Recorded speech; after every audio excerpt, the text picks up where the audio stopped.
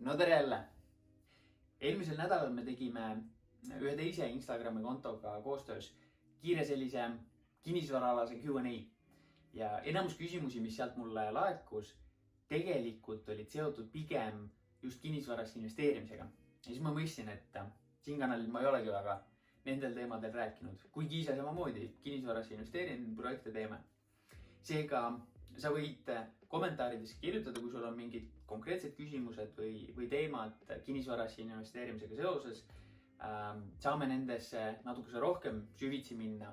Täna ma räägin kinnisvarasse investeerimisest natukene laiemalt, sellepärast et turul on sellel aastal muutuseid palju olnud. Nüüd peamised muutused turul, mis siis puudutavad kinnisvarasse investeerimist. Esiteks flippimisel. Flippimine on siis ostad, renoveerid, müüd. Objekte flippimiseks endiselt annab leida.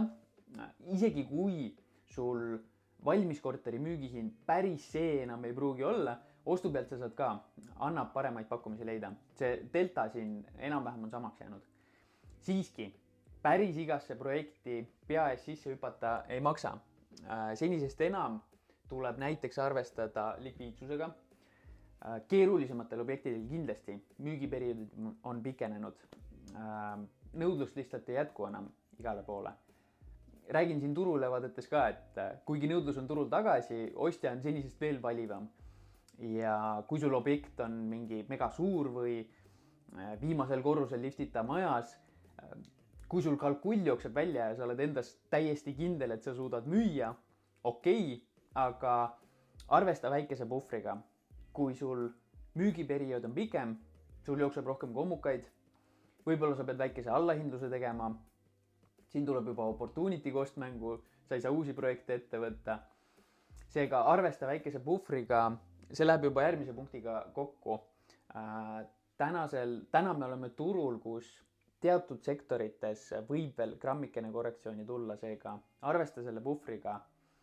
Kui ostuhinna pealt mängib sul kalkull välja, sa saad rahuliku südamega edasi minna, sa tead, et isegi kui tuleb pikem müügiperiood, sa saad enda oodatud tootluse kätte. Kui sa saad nüüd kiiresti müüdud esialgse hinnaga, see on juba boonus. Finantseerimine.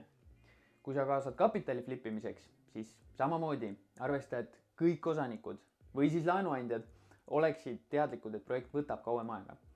Laenamisel lepi tähtaeg kindlasti puhvriga ja mõtle erinevad stsenaariumid läbi.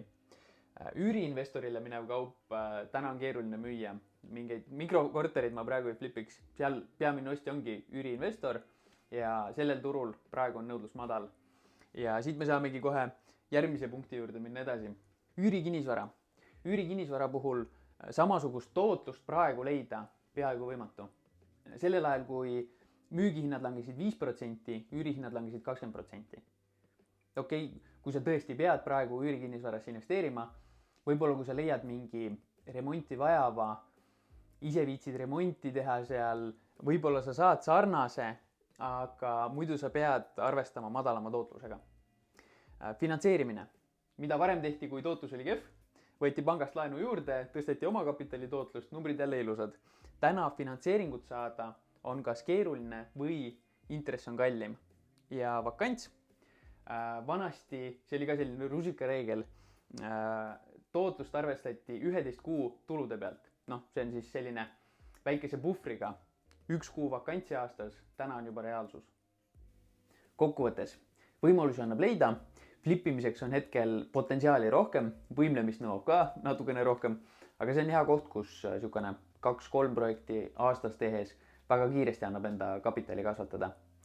Nagu ma juba ütlesin, kui sul on mingi konkreetne kinnisvarasse investeerimise aspekt, millesse rohkem süvitsi minna, anna teada, mõtleme midagi välja, aga kuni järgmise korrani, seniks, tšau!